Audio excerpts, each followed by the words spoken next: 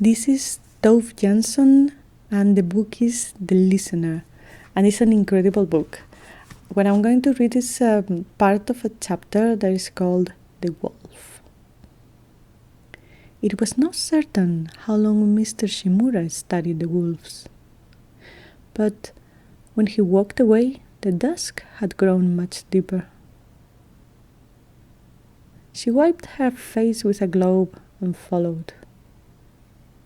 As they passed the empty monkey house, he turned around and explained everything by laying his hand on his sketchbook, smiling and nodding his head. He pointed to his forehead to indicate that he had captured the wolf. He had it. She needn't be the least uneasy. They walked on up the hill. She followed after him in the resigned, irresponsible calm that follows tears. Just walked through the snow and felt that now nothing more could be expected of her. Mr. Shimura brushed the snow from the bench and sat down. He put the oddly shaped twigs beside him and sank into immobility.